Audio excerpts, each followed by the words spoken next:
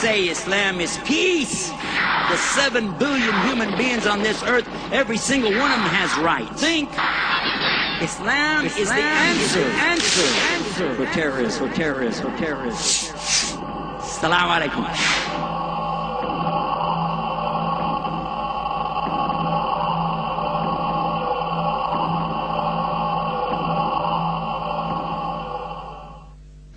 Bismillah, alhamdulillah, wa salatu wa salam ala Rasulullah. Wa ala alihi wa sahbihi ajma'in, ashhadu an la ilaha illallah wahdahu la sharika lah, wa ashhadu anna Muhammadan abduhu wa rasuluhu, ma ba'd. First of all, I want to extend the salams, the greetings of peace, to all of my brothers and sisters here in Bangalore, India, from our country. We have many Muslims, I don't know if you know this, in the United States of America. In fact, many of them came from right here in India. And all of them want to be sure that I give big salams to everybody, so inshallah I'll do that right now. Assalamu alaikum rahmatullah. The second thing is that I turned out to be a real Muslim after all. And how is that? Because I noticed a difference in timing. In my country, everybody's real punctual. They got a big thing about being on time. And you know what? I must be a Muslim because I was late tonight. We have in our country what we call Eastern Standard Time, EST. Then we have CST, Central Standard Time. MST, Mountain Standard Time. Then we have PST, Pacific Standard Time. And then we got one for the whole country for the Muslims there. It's called AST, Arabic Standard Time, which is about an hour behind everybody else. In any case, the subject tonight really is a very serious one. So I think it's important for us to pay very close attention to this subject. The subject is about Islam versus terrorism. Usually I see them right on the banners. It will say Islam and terrorism, but I want you to be sure you understand versus terrorism. When there's going to be a fight or some kind of a bout, a boxer is going to come to town and they're going to fight it out, they put the name of one and then VS and then the name of the other one. This will be, for instance, Folsom versus Shylock. And that means these two are fighting against each other. So this is why I want to say Islam versus terrorism, because certainly one fights the other. In our country, there is a very big misconception about Islam versus terrorism. I'm sure that there's a certain amount of that all over the world because of the tremendous hype that is being received everywhere through the media. And so the first thing to do is talk about the media. Media is a way of communicating ideas and information. And it's a very important thing for all of us. This is something that's been going on since human beings knew how to speak, is for people to go into places and share information from other places. This is not new at all. As a matter of fact, that's how Islam spread, exactly through media, versus the sword, meaning Islam didn't spread by a sword. It spread by media. Media or stories is called hadith. All right? In Islam, we have a science of media or hadith, and it helps us to determine whether or not the information being presented to us is accurate.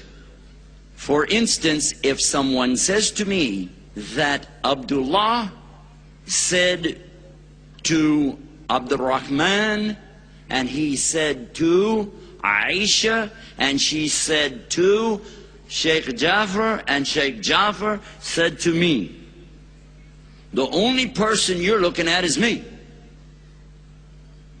How do you know I'm telling the truth? Well, wait a minute, hold on. Sheikh Jafar's sitting right there, and you saw him just say something to me a minute ago, so maybe it could be possible.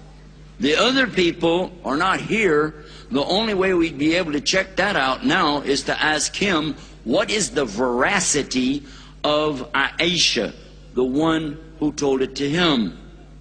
Do you know Aisha? And if he said, well, not really, then how valuable would that information be? Likewise, if we ask Aisha, if she's here, we said to her, what about Abdurrahman and Abdullah? And if she says, I don't know who they are, or I just met them yesterday, then what is the value of this hadith or media? Pretty much nothing. Okay? But for sure, you want to check out the one who's talking to you.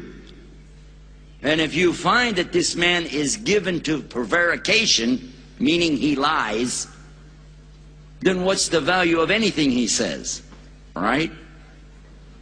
So this is how we should be today, as Allah subhanahu wa ta'ala warns us in the Quran, in Surah Al-Hujurat, chapter 49 of the Quran. Allah is very clear on this subject.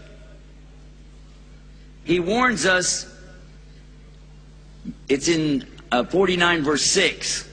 O you who believe, Ya ayyuhalladhina amanu, if a fasik, and this is a disobedient person or liar, comes to you with information or news, then you have to ascertain the veracity or attest to it to find out if it's real. Unless you find yourself harming people in ignorance, and afterwards you will regret what you have done. Now I want you to think, the next time somebody tells you something, who are they? Who is the one speaking to you? If it's in a newspaper, who is the journalist? If it's on television, who are these people? And then, who are their sponsors? Who are the ones having them say these words? Are they saying all of the truth or just what fits in a 5-minute segment? Are they prejudiced? In my country, we have some people that are prejudiced. Meaning, they like themselves so much, the group they don't like, they will lie on them. Even if it's not true, they say it anyway because, oh well, they're African American, so we'll say this about them. So, I don't know, do you have prejudice here in India? Does people ever do that? Okay. So the first thing to do is realize, if you know for sure they've lied about something else, throw everything they say. If what they say is questionable, or maybe not all of the truth, then at least think about what you're hearing. But for sure, if you know something to be the opposite, if they tell you it's light outside right now, what do you consider that? Are you going to consider the obvious, or are you going to try to say, well, maybe they meant, you know, it's almost light, or maybe they meant there's lights over there somewhere, or, you know, let's be realistic. Tell it like it is. Okay? That's the first part. The next part deals with what some people do. Some people do bad things in the United States of America. But does that make everybody in the United States of America a bad person? Some people do bad things right here in Bangalore, India. But does that mean everybody here is bad? And often, just as when I was in Pakistan, the residents will speak harshly about themselves without realizing it. And say things like, everybody here in my country is corrupt. There's nothing but corruption. There's no honest people. And you say, really? Are you sure? Yes, there's no honest people. That's right. They're all liars, right? Well, for sure, the only one I know about is you, and you just said you were a liar. Therefore, everybody must be honest except you. But we don't think of it that way. We don't realize we're including ourselves, our mothers. Are you going to let somebody call your mother a liar? You just did. when you said everybody in my country is a liar. And it's not true, is it? But there are some bad people in every single city on this earth, but it doesn't make all the earth bad. Likewise, there are some people who call themselves Muslim, and they do some bad things, but that has nothing to do with Islam. So now let's find out right now and right here exactly what is Islam versus terrorism.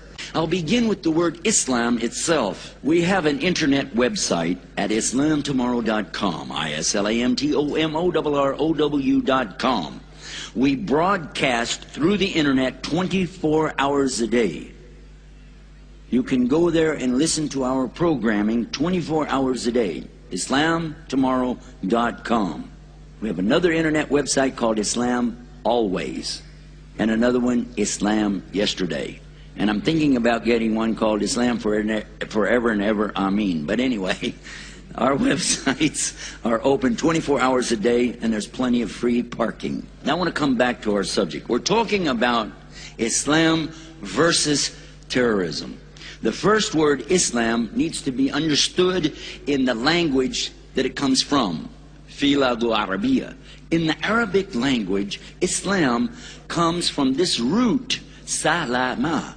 And from this, many words come. And Islam is one that contains other words in it. Often I hear Muslims say, Islam is peace. However, Islam is more than peace. It contains 4 other beautiful words that equal the real peace. First of all, there is surrender.